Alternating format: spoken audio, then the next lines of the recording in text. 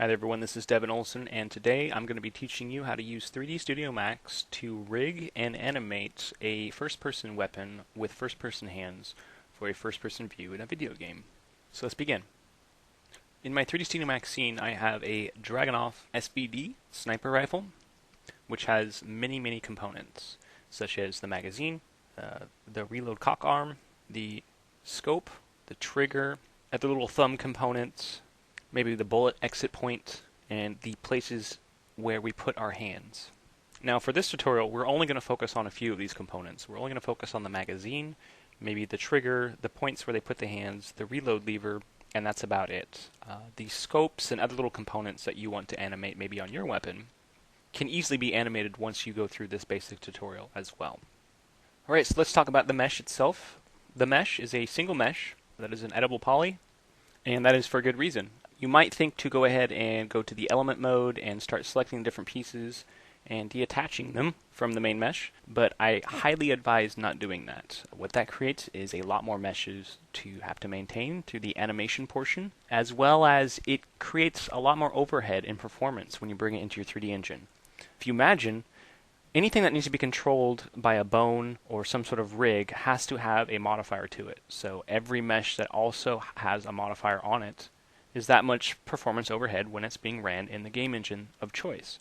So if you have every component on this weapon divided up into different parts, and then they had modifiers that allow them to be controlled through bones, you can see how much performance overhead you're going to get versus just using one mesh that's controlled through one modifier. Okay, great. So now that we've identified the different components that we're going to be focusing on in this tutorial, let's go ahead and set up the bones for those components. So switching to a left view, let's zoom in on the weapon, and going to the Create tab, and making sure that we're on the System rollout. Let's choose Bones, and we're going to create our first bone. We'll create the first bone to be for the main portion of the weapon. So just somewhere out here on the side, we'll click and drag, and then click again a second time. And then the third time, go ahead and right-click. Press Delete, and that will leave you with a single bone. Careful now, though, because you still are under the bone creation. So to select this, make sure that you finally right-click to turn off the bone creation, and you can finally select it to move it or scale it as you see fit. So this is our main bone. We'll go ahead and just move it up to the main portion of the gun. And we'll create some more bones.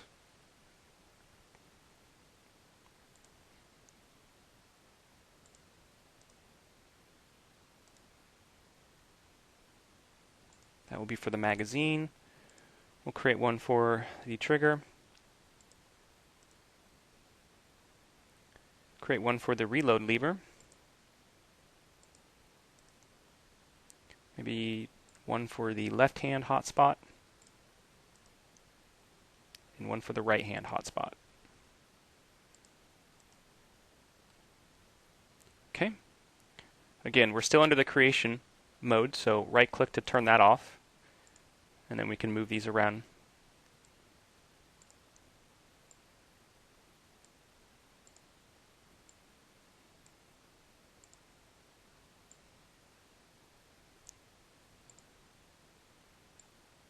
Okay, some of these bones may seem a bit large for the actual component that we're wishing to control, such as the trigger.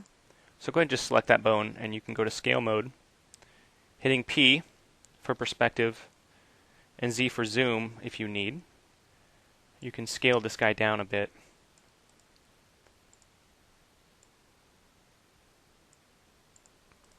And maybe we want to scale the other ones down some as well.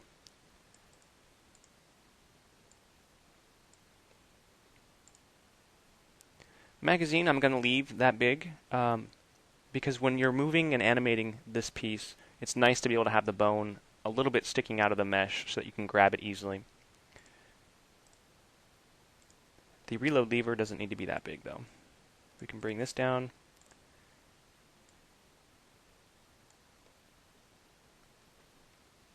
The left hand hotspot, that can go down some. We're not going to be touching that very much, so we can go inside the mesh. And the main bone for the weapon, we kind of want to be large and in charge so that we can grab it easily. We'll be grabbing and moving this bone around the most throughout this animation portion. So having it accessible and not hidden inside the mesh is going to be a huge helper.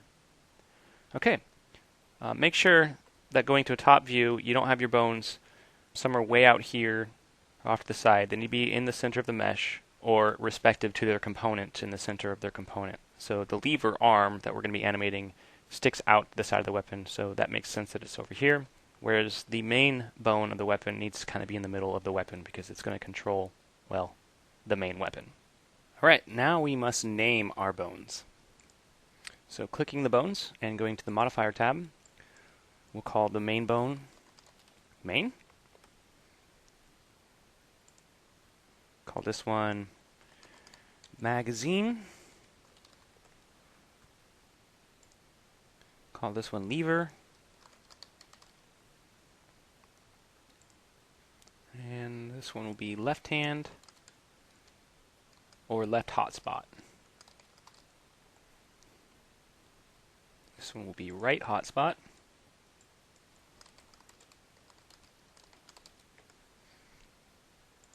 And finally trigger.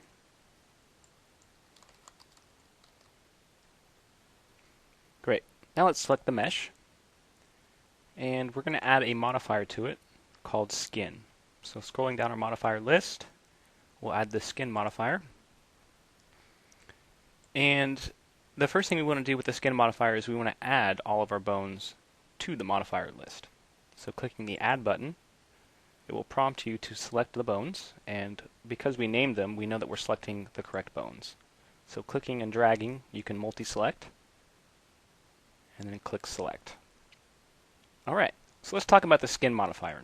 The skin modifier is a way to deform vertices based on 3 different points in space, or rather, bones in space. So when we have these bones added to our list here, every vertice has the potential to be pulled in 3 different directions, or rather 3 different bones. So if I was a vertice that lived on the magazine here, I have the potential now to be pulled by the magazine bone, the lever bone, and maybe the main bone, or maybe some other bone in the mix of those 3, but only up to 3. So each vertice has a weight direction of 3 directions. This is really good for character rigging, such as hands and elbows, knees, things that need to bend like cloth or skin, hence the skin modifier. For rigid elements, using the skin modifier proves to be a little bit more challenging, but it's nothing that we can't overcome fairly quickly. So to start, let's pick a particular part of our weapon mesh that we want to be controlled by one and one bone only. So coming into our modifier stack here, let's go down to our editable mesh, and we'll turn element select mode on, and let's select the magazine. We'll scroll down, and we're going to say hide unselected. Okay, so everything but the magazine is now hidden. We'll go back up to our skin modifier, and we're going to turn the edit envelopes mode on, turn on vertices, and we're going to say select by element. We'll click one of the vertices in the magazine, and you'll see all the vertices in the magazine light up, and that's because we told it to select by element. So if I have this off and I choose a vertice, it's only going to select one now. So it's real helpful to have select element turned on when you're going through the different parts of your weapon or individual components that you want to be controlled through one bone or another. Okay, so we have our magazine's vertices selected. Let's go down in the skin modifier a bit to the weight table, and it's going to open up a new window that has a series of columns and rows. Now this represents every vertice right now that we can currently see in the scene. So if we come down here to the bottom drop down box, we can say only selected vertices, and we want to select all, and you'll see that it has a particular column selected. Now the column that it has selected, and again we have a number of columns out here, the columns represent the bones that we've added to the skin modifier, And the one that's currently selected is the one that we have selected up here in the add list. So if we want the magazine to be controlled by the magazine bone, in the skin modifier add list, let's click the magazine bone. And you'll notice in the weight table, the magazine column is now highlighted. And we have all the vertices for the magazine selected and visible. Holding Control, right-click on this column for magazine, and you'll notice that all the values turn to 1, meaning that they are 100% weighted by this bone and this bone only. No other bone or column in our weight table now affects these selected or visible vertices in the weight table. Let's close the weight table. Go back to our element, and we're going to say unhide all. Okay. Next, let's go to our trigger, hit Z for zoom, and we're also going to say hide unselected. Go back up to our skin modifier, choose the trigger in our add list, and turn on edit envelopes, and select the vertices for just the trigger. Now we'll scroll down and go to our weight table. And again, we're going to say select all vertices on the weight table and only show me the selected vertices that we have in the scene right now. Scroll out to the selected column for trigger, and again hold Control and right click, and that will set them to 1. Okay. Go back to our edit poly, say unhide all, and we'll move on to the reload lever. Selecting those elements, we'll say hide unselected. Go to the skin modifier, choose lever, turn edit envelopes on, select these vertices, and again bring up the weight table, select all, find the lever column, hold Control, and right click. Okay. Let's go back to our edit mesh, unhide all. And now we must do the opposite for our main bone. So we'll select not only these lever parts, but the magazine and the trigger. Okay. And this time we're going to say hide selected.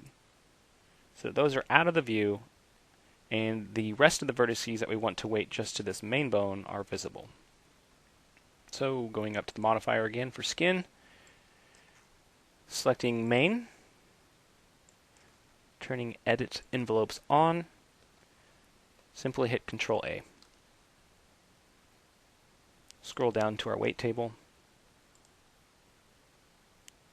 edit select all, make sure it's still selected vertices only, and let's find our main column, hold Control and right click, close the weight table, go to the edit poly modifier one last time, and we will say unhide all, and we'll just turn off all modifiers and click somewhere else in the scene. Okay, so now that we've weighted the vertices to the individual bones that we needed accordingly, leaving out the hotspots for the left and right hand, you might notice that when you go to move, say, the main around, the other parts don't follow the main part, and the hotspot points don't follow the main bone either. So we need to address that. So what we need to do is we need to create a helper middleman between linking these bones to this main bone. Now, if we were to actually just select all these different bones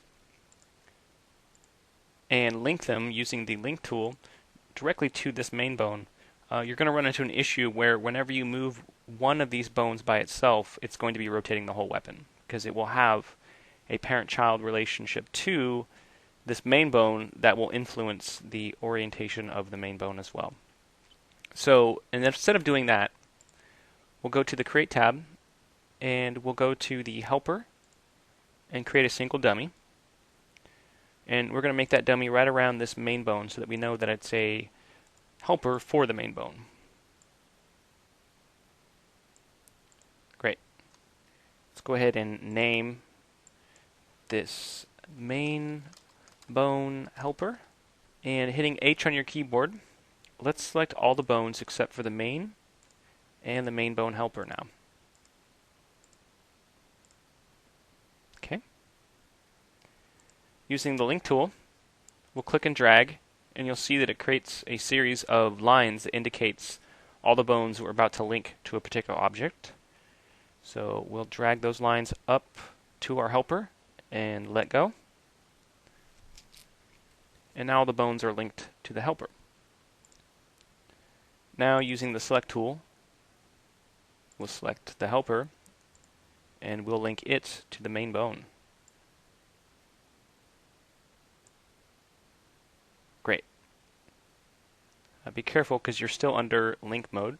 So if you go to try to select another object, you potentially might start linking it to other things without knowing it. So back to the select object and then click in the scene. If we move the main bone now, because of the hierarchy parent relationship between the other bones, the helper dummy, and the parent bone now, everything should move as a solid object, and the individual bone should control the individual parts as we need. Alright, well now let's talk about the arms that are going to interact with this weapon that will be in our first-person view, or our field of view. I have a grid down here that represents my unit scale that I set up through Customize Unit Setup for meters. And you can also set up the size of your grid by going to the Angle Snap tool, right-clicking on it and going to your home grid and setting the amount that is visible and spacing. Going to the Create tab and System again, you can create a biped character. If you click and drag, and he comes with a whole set of properties, such as the amount of spine links, if it has a ponytail, the amount of toes, the amount of fingers,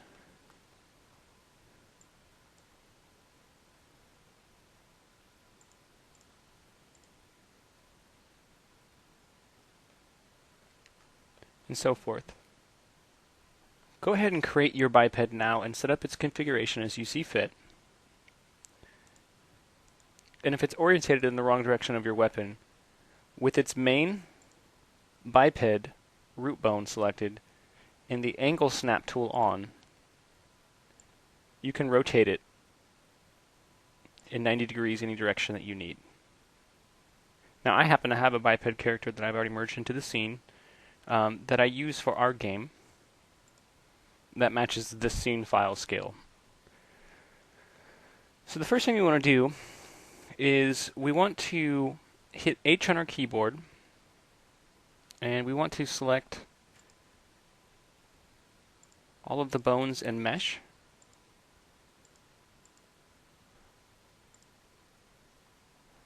And helper object for our weapon, and we want to create a group. Just call this rifle.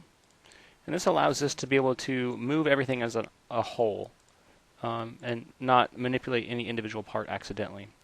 And coincidentally, you can also still scale it while retaining all of the skin and bone link information. Hopefully your weapon is already of scale to your scene before you started doing anything, but if at this point you need it to be scaled differently, do so now.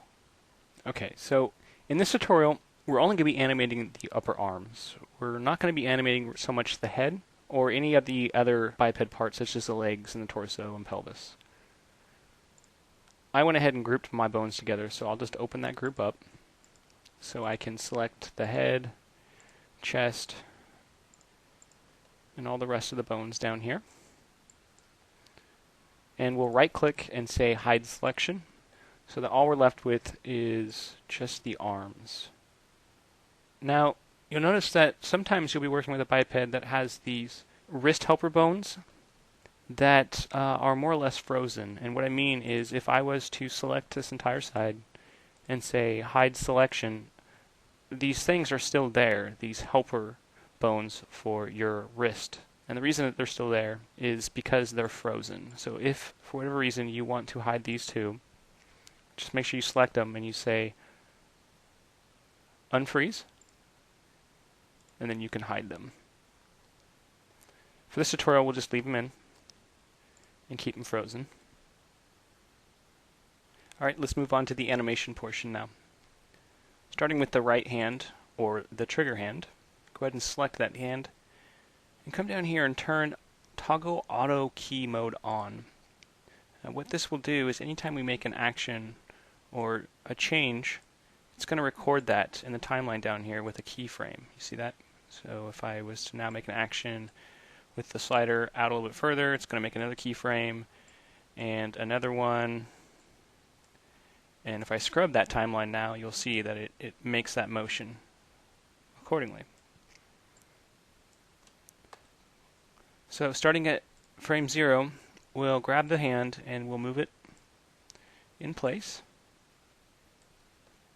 We'll roughly move it in place. Now you'll start to see that the upper arm and elbow is kind of more in instead of being an angled out and in. This is the time to sort of fix that now. If you leave it this way in your rough adjustments, when it comes time to be moving the weapon around, you'll start noticing that the elbows start pushing in further and further and further, and it becomes a nightmare to undo. So we'll go ahead and sort of give it some broad shoulder starting, some wide shoulder starting, and then grab the hand again, rotate it,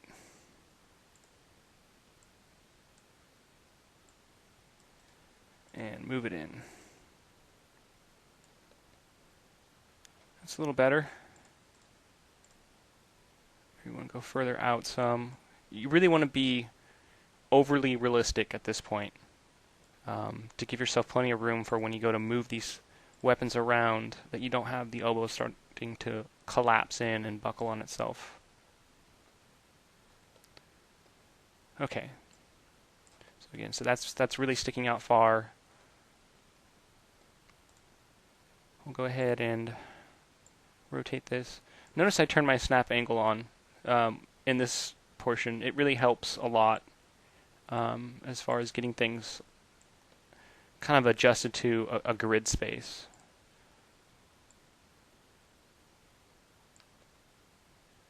Okay.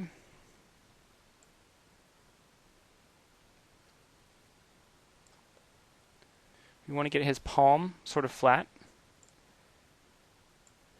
because under a tight grip it's not going to be angled.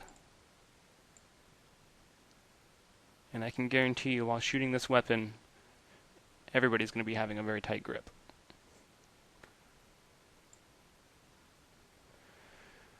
Okay, so here's the first fold point between our hand and the finger, or the palms and the fingers.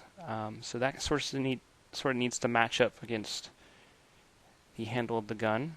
And so if we rotate that just a tad and pull it back, start to see that it gets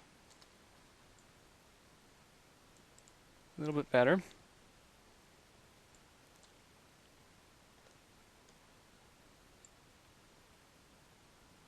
Like so. Okay. Check out what it looks like underneath. Might need to adjust it so the palm is a little bit more 90 degrees. Like that. That's a great primitive start. Alright, fingers. These can always be a nightmare if you don't know about this trick. And this trick is that if you select the first bone in your link of fingers and double click it, it will select all the rest proceeding out. Why is that helpful? Because if you then rotate them, you'll see that they rotate in conjunction as a whole, not just a single bone. So I don't have to come in here and say rotate, rotate, and then rotate. It's much easier just to select it as a chain and then rotate them.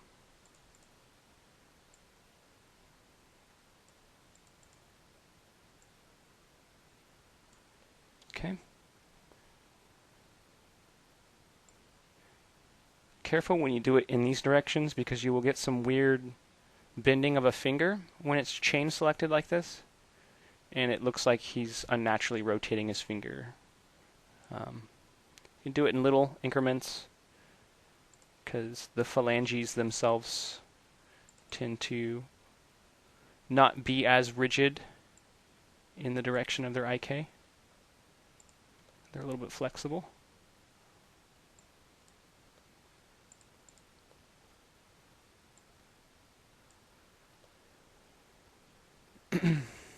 Okay, so coming up to the thumb.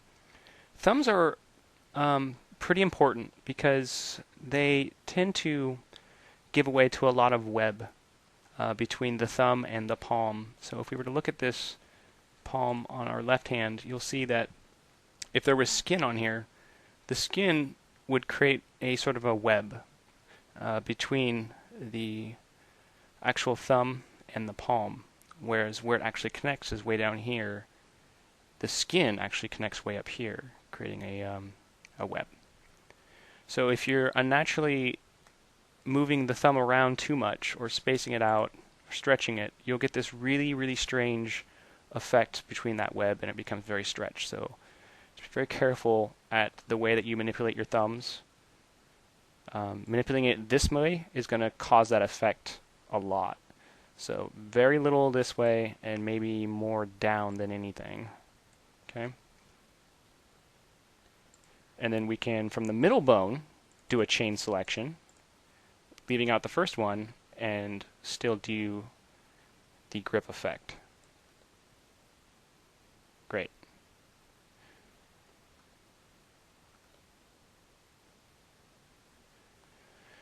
Now we'll look at the trigger finger. You can see it's kind of going through the actual trigger portion a bit. First bone could be straightened out a little. And then we'll start to wrap it. And this time I'm not using the chain selection for finer control. Looks like it's still kind of going through it. So maybe not that much of a wrap. Great. And then when we want to animate him pulling this trigger, it's as simple as moving the middle bone.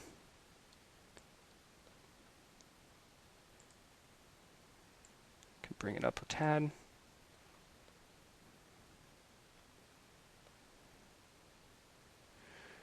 Okay. So all of this movement has been stored into this single keyframe. And because we had the auto toggle on, we were able to make several adjustments without 3D Studio Max coming in and taking my hand and resetting it back to the default position when we merged in or created our biped. So it's very important that you did all these adjustments with the auto key mode on and working under that first frame. Now that we've got our basic look or our grip, it might be good to go ahead and from the palm, double click it and it will select all the hand objects or bones. Go up to the Motion tab, and under the Motion tab you'll see a bunch of different rollouts. One of those is called Copy and Paste, and this is where you can actually copy a pose. So we created this pose right here, and it would be nice to be able to store this for later use, maybe even for another weapon. So the first option at the top of this rollout is Copy Posture. So whatever bones that you have selected, and you click this, it will create a copy, or it's going to copy all the position, rotation, and scale values of that current selection for later use. I can even, if I wanted to, come in here and say apply paste posture to the opposite.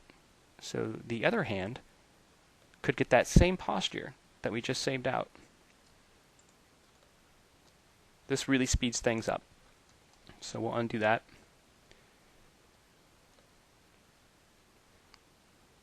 All right. We'll go ahead and close the posture.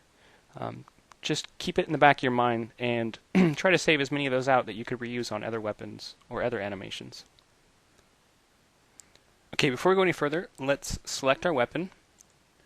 And we'll go up to Group, Open, and we'll reselect the palm of our right hand.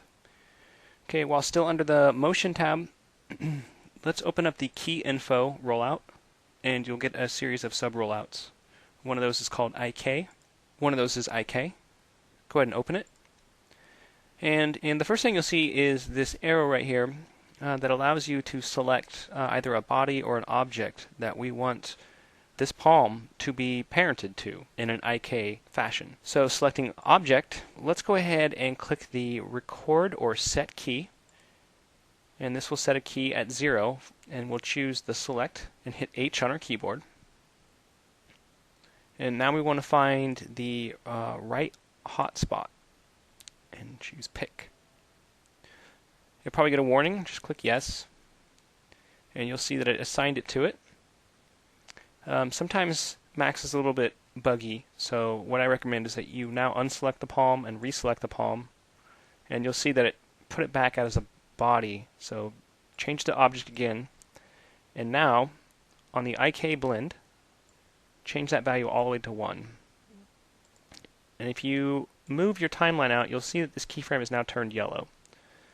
That indicates that it's a set key, and it is weighted 100% to a particular object, not body.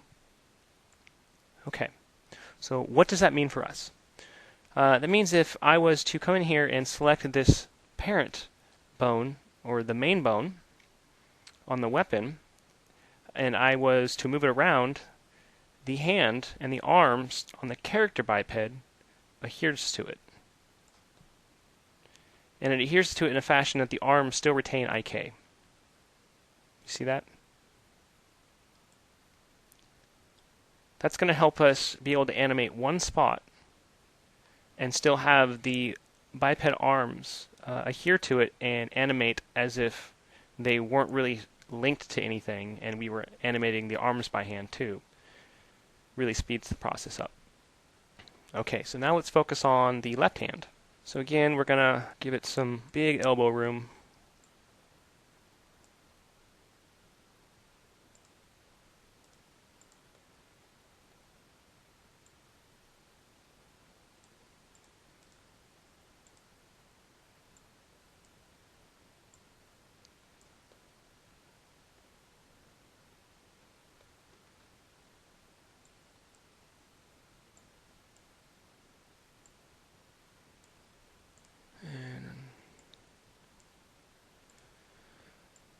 We're going to rotate his wrist out a bit. Let's go ahead and select the weapon and choose Group, Close. Because it's a group, when I move the group around, it will also move the parent bone, the main bone, and because the main bone is moving around, it's going to move all the children bone around. And because those are all moving around, again, the biped hand will adhere to it. So if we move it back some,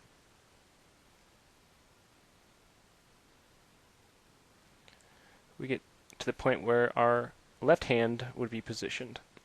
Now, you'll notice that he has an unnatural, he has the gun unnaturally going through his chest. A little trick about first-person animations for games is that a lot of times the animations that you're being put in front of your face or the field of view is nothing that could realistically be done with a weapon. Meaning that if a person was to actually carry or run with that weapon in that particular fashion, you too would be having a butt of a gun going through your chest. So it's more or less just about keeping in mind that this animation is going to be for a field of view reference, not an observing reference. So we will never really observe the butt of the gun going through the chest. We will be observing just the top portions of the gun at different portions of the animation. Maybe also the full gun at a reload state where most likely the butt of the gun will not be going to the chest because it will be held up further. So don't be too worried about where the back of this gun falls and needing to keep it right in the shoulder for first-person views. Okay, so let's try to get this hand in position. A nice primitive one, and you see, because we stretch that elbow out, it's not collapsing way into the weapon here.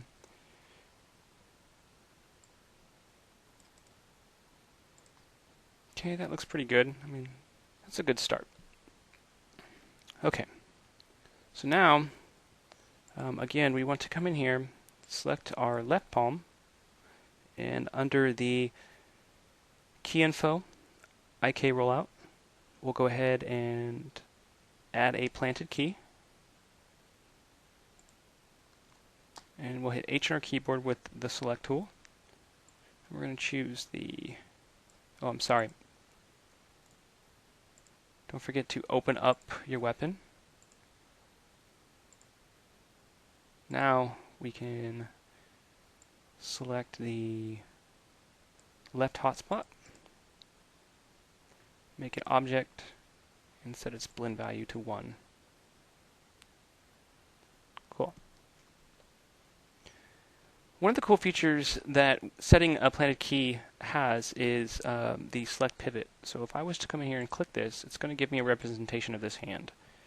Okay, so it's telling me that right now this left hand, it doesn't represent all the bones there, but it gives a rough estimate of where it can kind of predict the pivots are. It's saying that sort of my pinky first phalange joint is the pivot. I would realistically like it to be the wrist. So as I move this weapon around, it's going to bend here, not in there. Let's go ahead and do that for the other hand too.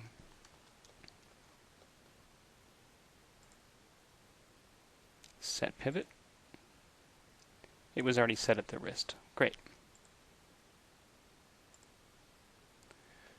Okay, so we have our hand set up on the hotspots that we needed, and we are ready to actually animate this weapon. So, coming into the main bone, we know that where we have it right now, or maybe up just a tad, and again, this is all relative because when you bring this into your game, you can adjust your field of view and push these hands out further or closer to your camera. So your camera might be back here, right? Or the field of view might be right here. You're looking. So let's rotate this a little bit so that we have a little bit more room for our arm. And then we'll bring this over here slightly. Maybe in. This is a very large weapon. Okay, so this is more or less our default position, or our idle, or our starting animation when he pulls the weapon out. So taking that frame and moving it up, let's create a keyframe. And moving that up to, say, maybe 10. And then creating another keyframe and taking the whole thing and moving it down and rotating it.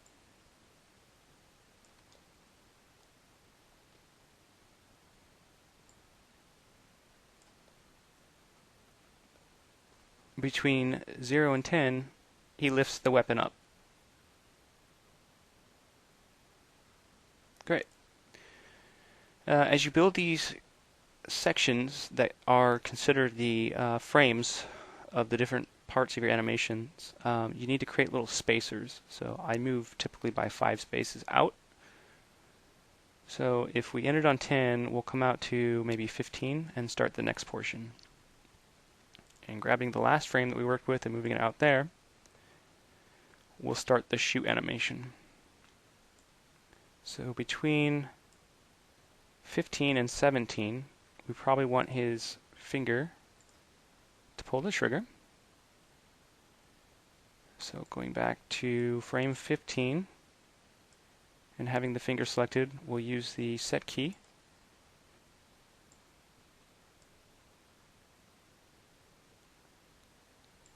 Oh, it looks like you have to just actually animate it. Just move it, and it will create a key there. Go out 2 frames, and then he'll pull the trigger.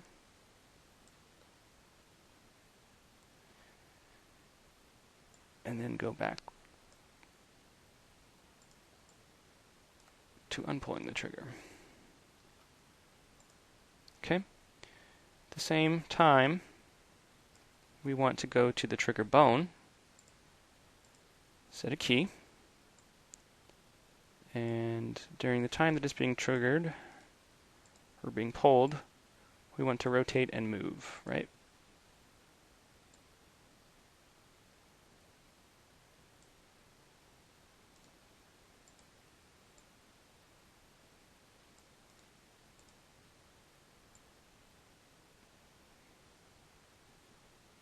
Now I know I'm going to get people asking me why I didn't set up an IK for this. It'd be easier so that you could just rotate it, or why didn't I move the orientation up top so that when I rotated it, I'm just, it's just for the sakes of this tutorial. There's many different ways that you can make it so that you could have set the orientation at the exact point where you want it to rotate while I rotate it, and it rotates in the correct fashion, so I don't have to do a rotate move. But we have our starting keyframe, so it's just as easy to go back to where we were. So there's a trigger being pulled. Probably want to move this down here.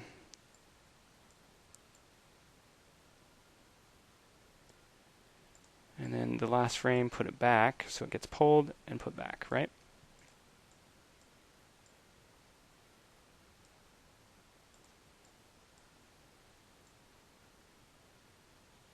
Pulled and put back. Great. So now we need the actual recoil of the weapon. So between 15 and 17, we'll go ahead and move it back and up 1, maybe 2,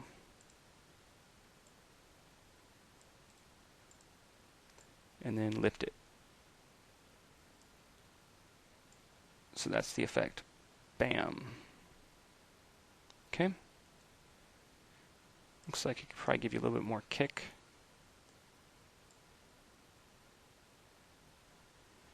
And then as we come to rest, you got to remember the energy from the blast of the weapon is forcing a rigid body that's already stiff to be pushed back. So the natural reaction, or as Newton would say, the opposite and equal reaction, is to try to go back into the position it started. But because it's not, a machine, it's going to overcompensate as it comes back and then lands into its final resting place.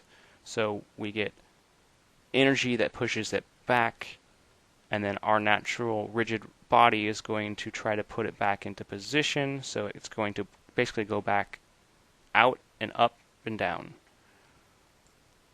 So back, and then up,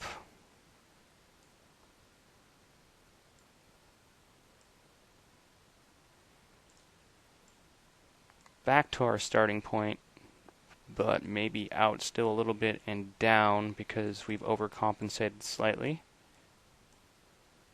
And then finally we hit our final resting spot. So the effect is boom, energy, compensation, rest. Okay, so now we actually need to start the reload of the weapon. However, that requires us to be able to lift our left hand up off of its linked hotspot and link it to another bone, such as a magazine, and interact with that. But the problem is that 3D Studio Max only allows you to link your hands, or your biped objects, to another object using the IK link method once. So you can only link it once to another object at any given timeline. So how do we overcome this? Well, if we were to select our main bone right now, we see that we have a total of 26 animation frames. If we select everything, we can confirm that we have a total of 26 animation frames. So if we select our biped, and we take the first frame, because everything's controlled through this set key, and move out another set key while holding shift and dragging, to 26, we have a time frame between 0 and 26 that we can export our animation out. So if we go up to the top of our motion tab, one of the options it has is save file. So if we click this, we'll be prompted to save this file. And what we want to do is we want to uncheck it to save max objects and uncheck save controller lists and have it save a current position and rotation of our timeline. So from 0 to 26. If this number isn't what you expect it to be, try clicking this icon right here and it will try to find the last keyframe in the timeline. So between 0 and 26, it's going to create a file for us that will save every keyframe between 0 and 26 for us. So we'll call this rifle. Okay, and now we want to load it up. So we go load, choose rifle, and you'll see that our timeline has now been filled up with all the keyframes that we've built so far. And what that allows us to do is go to the end of where we wanted to start our next animation, select our hand, and now be able to work with it on another hotspot. Because again, we can only use one hotspot at a time on our timeline. So starting at frame 30, let's create a new keyframe, and we will make the hand move out to the magazine in 5 frames. So go to 35, and we'll need to play with his wrist and rotate it a bit.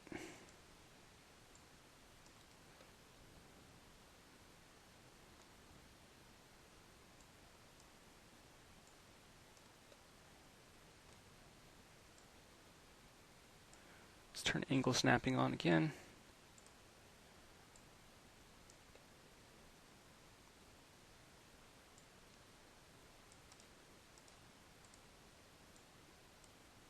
Just a real rough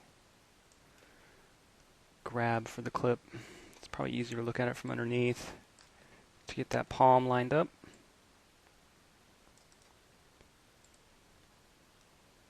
And then move it in place. Maybe move it back a little, give some room for the thumbs. This is a pretty big clip, so he'll have to have a wide grip, which means his fingers need to come out some using the chain selection.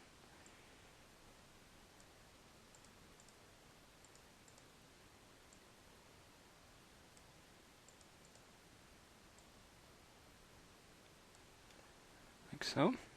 So between those frames, you'll see that he goes to reach for the clip, but he starts to move his wrist directly in to the magazine clip. So we got to create an arcing frame that supports the motion in which we want him to interact between those 2 points. So he kind of uses this guiding point to get where he needs to be. Now, also, his fingers should probably open up about here so that he looks like he's going to grab something. So chain selection again, we'll make a nice wide open movement.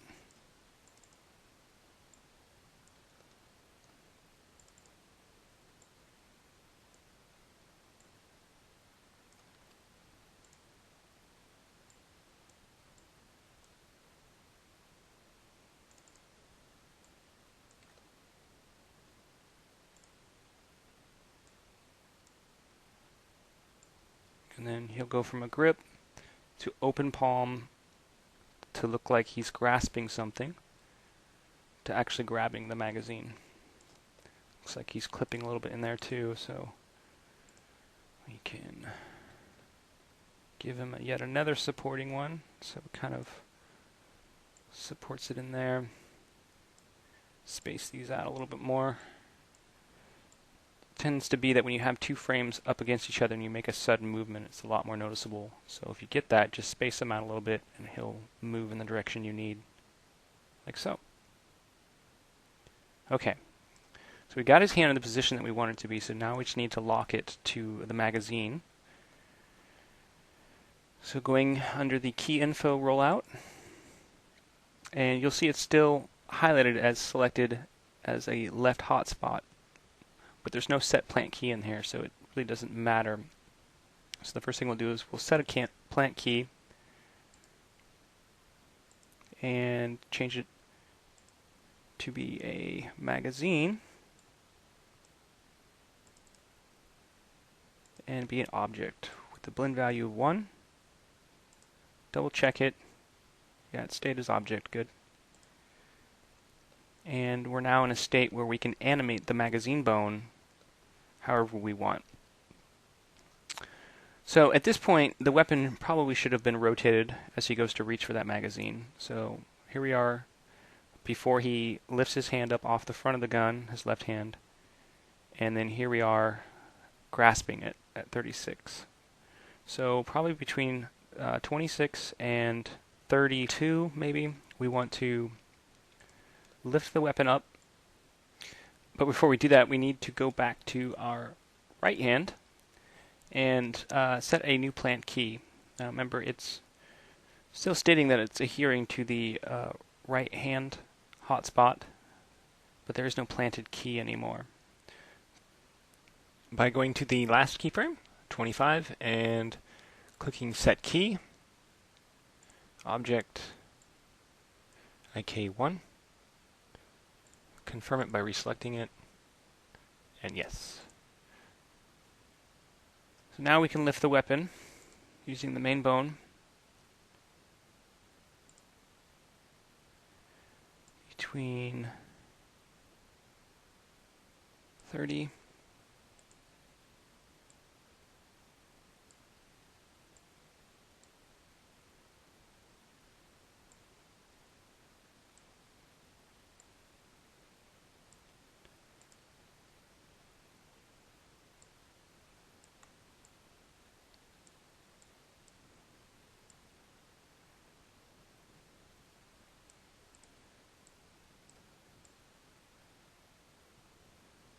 something like that.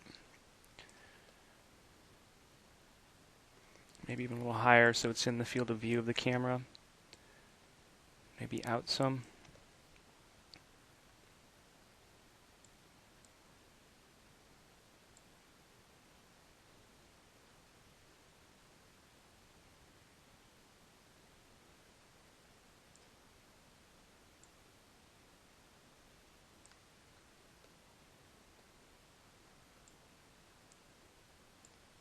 That's pretty good. So this jumps to that hot spot for us, but these guys out here probably need to be adjusted again. Just rotate it and move it out. These were just helpers, so they're not really important. They just guide it to the spot it needs to be.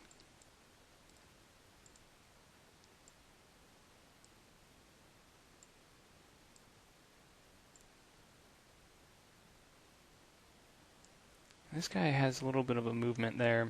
If you get that between 2 spots, right, where it's seemingly the same position, but there's a little bit of movement there, you need to reinforce each frame with itself so that there's no chance of a movement in there between. Okay? Now we got a little bit of a pop because this helper guy is a little bit drastic in where it is that he is kind of guiding it. Bring it back down a little bit here. So it's more like that.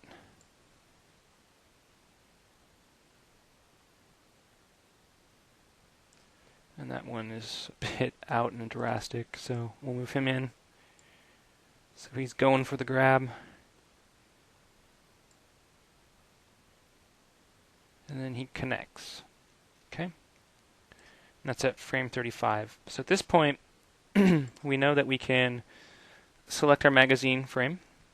We've never animated it yet, so it doesn't have anything on the timeline. set up a frame at 0 as well as one at 36. And then from 36 to 40, we will have that bone be moved down and out to exchange it, right?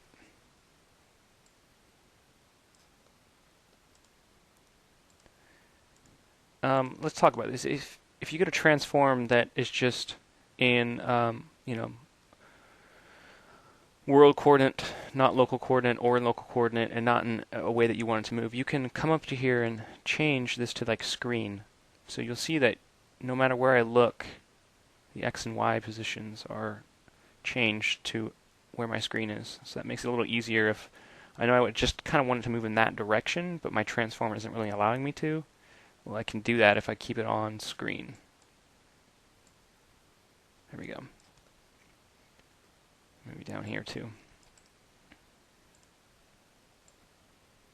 Okay.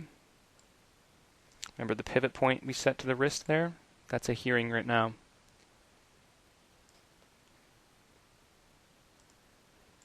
So he goes down and grabs a new clip.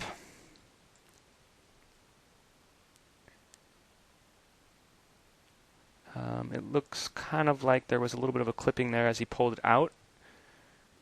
So let's keep that. Instead of screen, let's change this to world. Or no, I'm sorry, local. And we'll make him pull in a straight down direction before anything. So it's a complete disconnect. And maybe we space these out by 1 frame. So he grabs and then pulls down and then grabs for a new clip. Okay. So obviously the next frame would be him coming up with that clip and then putting it in. Okay. We could also maybe at this point have it so that his hand releases from the clip and pounds the bottom. But that's going to require us to now let go of the magazine so that it's not set key and IK'd to it. And then independently, freely slap the bottom of it. So at this point, we know that after he slaps the bottom of it, we want his hand to come back to this hot spot. So let's not worry about the slapping right now. Let's go ahead and just save out what we've got so far by selecting the biped. Save. Make sure we're not saving any objects or controllers. And we click this button. It says 36 frames, but I count that we're at 60. And that's because we need to make a new keyframe here. I'm sorry, we were at frame 46. That's where we stopped. So we'll save this and hit all time frame, and it goes to 46. Save as rifle. Yes. And then we'll load it up. Okay, let's replant the right hand. Going to the last frame. Object. IK blend 1. Okay. And we know between 46 and 50, we probably want him to move his hand down and out.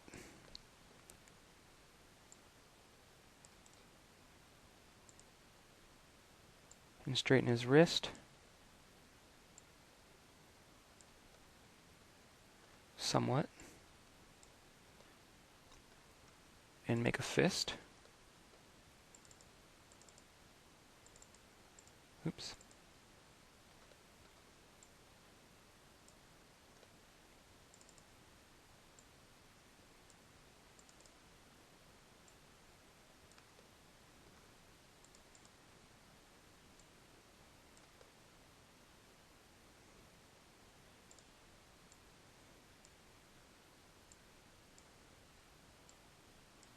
Like that. Let's change this from local to world. So between those frames, he's going to let go and get in position to smack the clip in. So we need a helper because he is kind of clipping through the let go process.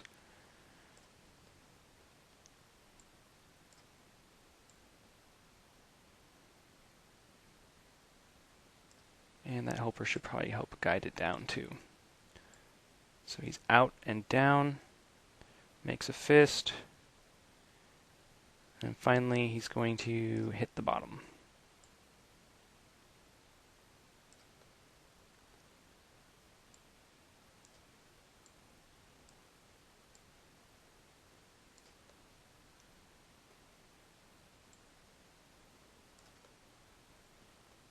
All right.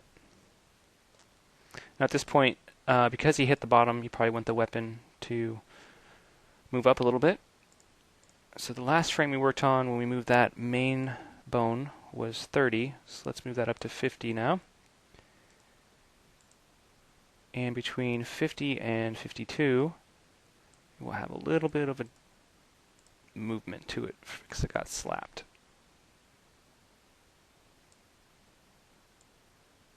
Okay, so that should look like this.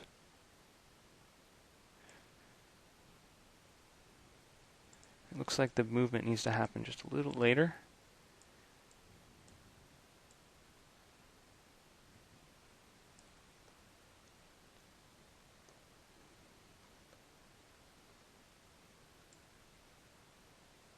It's coming down. Oh yeah. The actual time that it takes to hit the bottom needs to be much quicker, I think.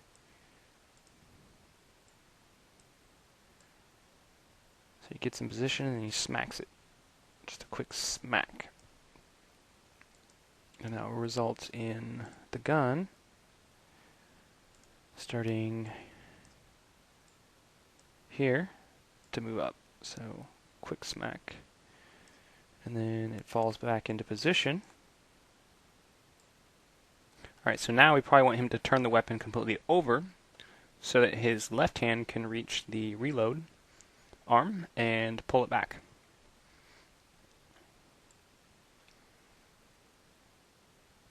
So from 55 to, from 53 to 55, we probably want him to turn that weapon over. Like so.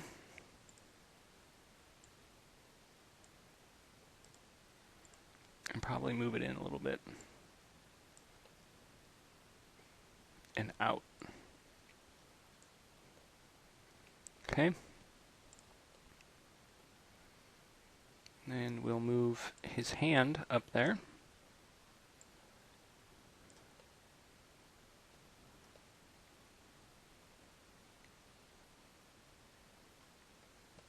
Which is up there. Let's change this to screen.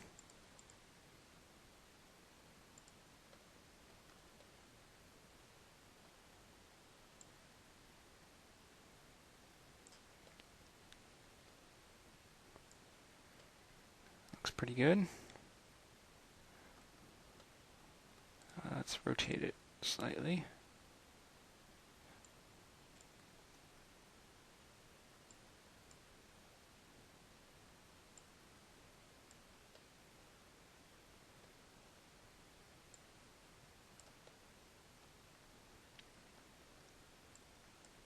Bring it down.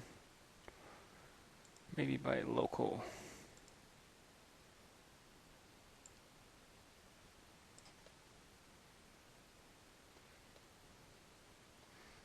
And we'll adjust his grip.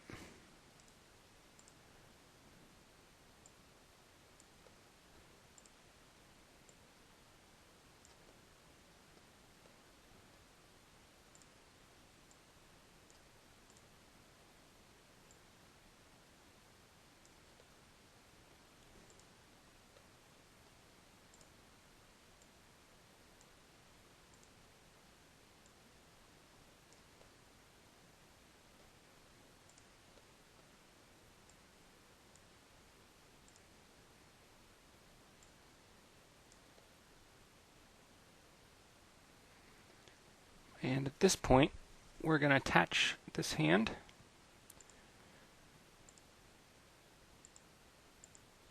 to the lever bone.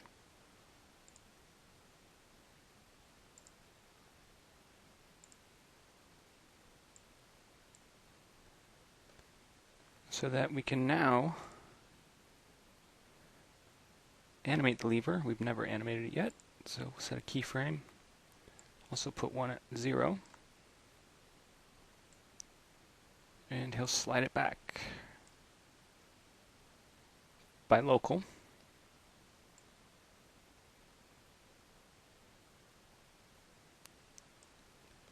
And typically, you'll have a particle system in the game engine that will spawn a bullet release particle that's also part of your shooting, where it releases shells.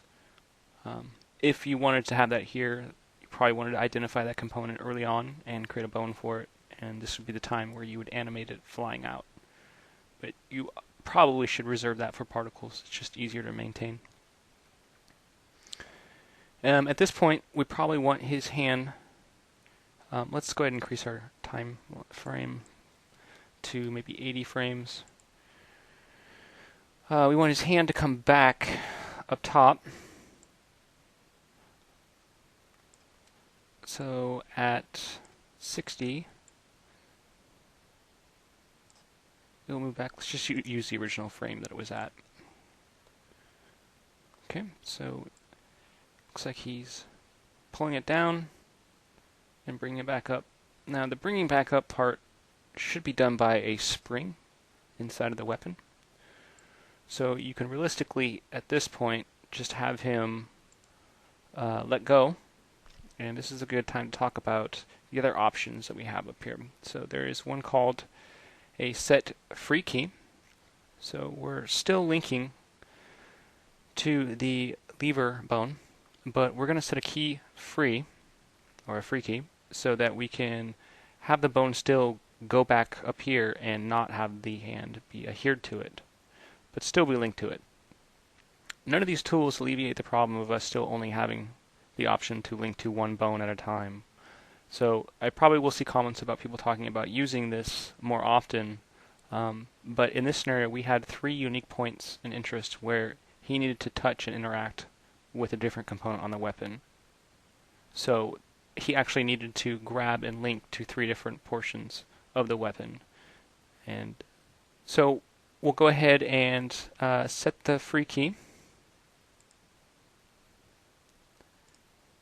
And we'll tell his grip to loosen up.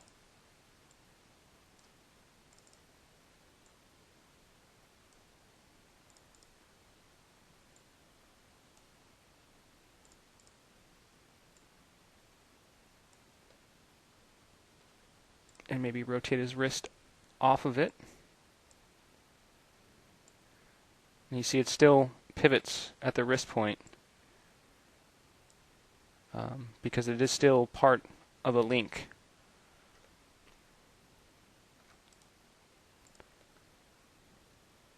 Move it out. And it will go forward.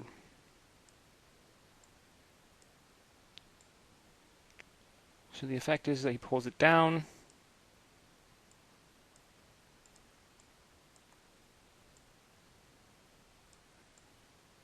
Reaches forward, pulls it down, and lets go as it goes back on its own. Now the spring back can probably come back much sooner in a single frame. So pulls it back, and at the same time it goes forward. Snap. Okay. And then the weapon is going to reset its position. Probably where it was at 10. We'll do that at frame 70. And then at frame 65, we'll keep it locked here. So he has time to play with the chamber Maybe we'll move these back a whole 5 frames each. It's time to play with the chamber. It slaps back. And we'll move these in some more as he brings it back down. Okay. So this guy had a few clipping problems. One is when he was coming up, he went through the weapon. So let's see if we can get him to come out a little bit.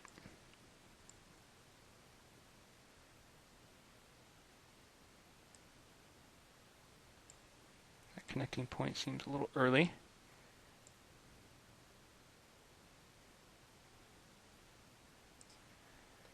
And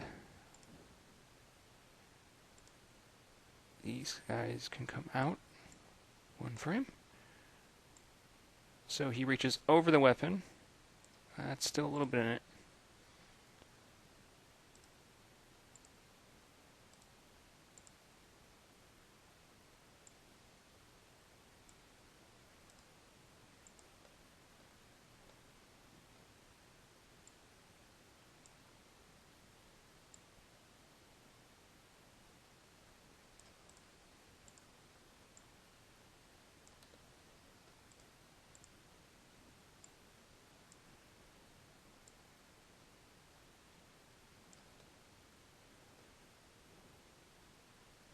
Turn local off.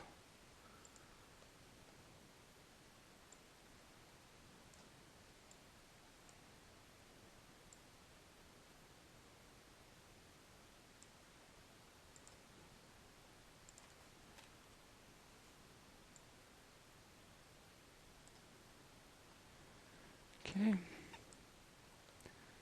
So he connects it with it there, and probably want to move these again out 1 more. So that the time he connects, he grabs it and then pulls down, and it snaps back.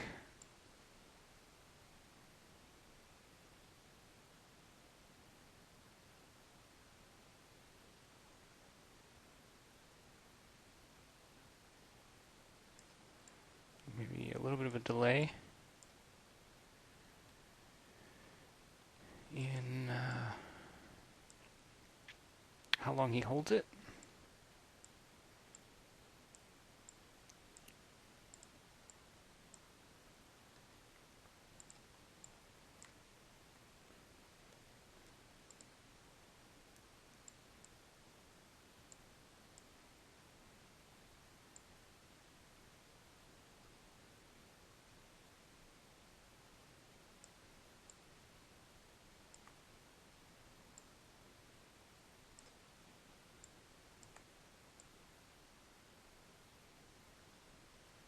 Okay.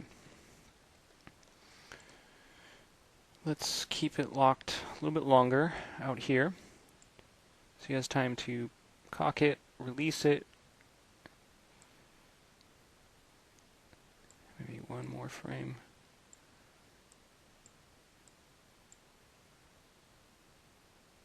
Before it starts going back. So at this point, we know that at frame 65, he's going to be resetted. So let's grab frame 10 on our left hand and move that to frame 65 as well. And then we'll just fix the clipping that he has here.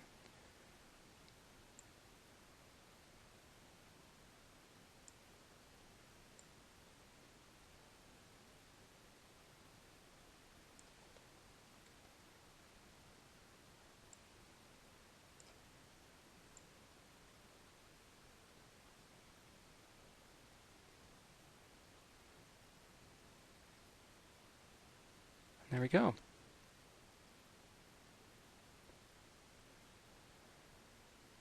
So the whole animation is that he goes for the magazine, pulls it straight down and out, exchanges it for a new one, slaps it in, turns the weapon over, grabs the reload lever, pulls it back, lets it slap spring-loaded back forward, and then resets to to the default position before he shot.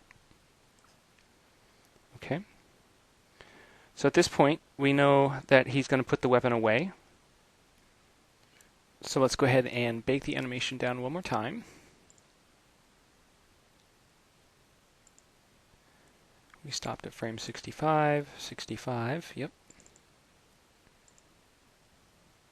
And we'll load it back up. And at frame 65, we're going to now tell the left hand to once again be linked to the left hotspot by object with a blend value of 1. And then we will tell our right hand to also be weighted at 1 object to the right hand hotspot. And then we can come into our main bone, move our timeline out to frame 75, because to pull the weapon out was 10 frames. To put the weapon away, it should be 10 frames as well. And then we'll just copy frame 0 out to 75. So from 65 to 75, he's putting the weapon away. Okay.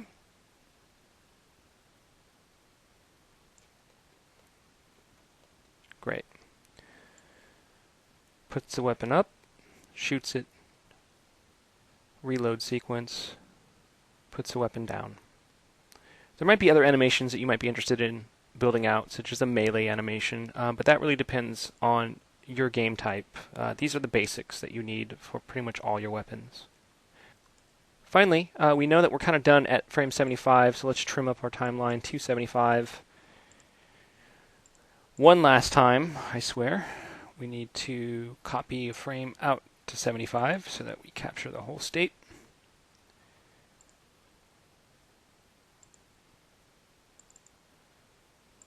And then we'll load it up. So we have our whole timeline. Okay. So why did we do all that in the last step there to save everything out into a single timeline? Well, if we were to unhide everything, unhide all, and let's go ahead and maybe close our groups.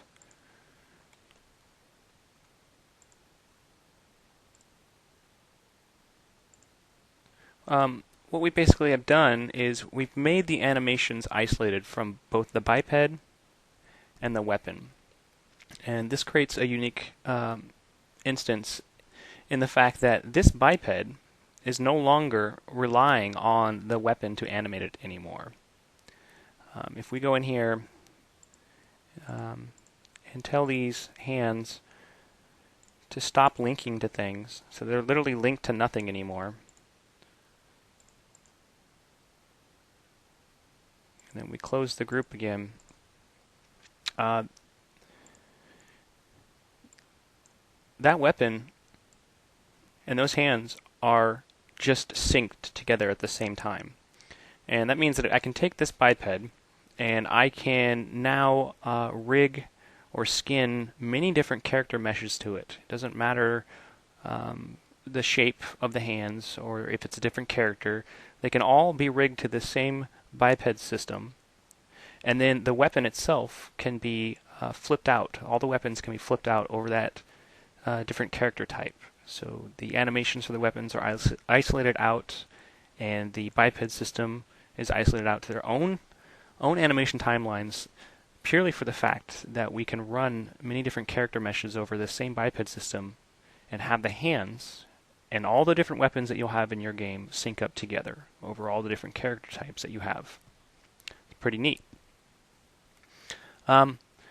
It is important to note that that last step where I told the hands to basically link to nothing at the end is a required step, at least for the Unity 3D engine. Otherwise, the hands will still try to adhere to an unknown point in space, and your animations will come in with your hands flying all over the place, like some angry articulating person. Alright, and with that, we have created a fully animated first-person weapon with first-person hands for a first-person view, in your video game engine of choice. Thank you very much.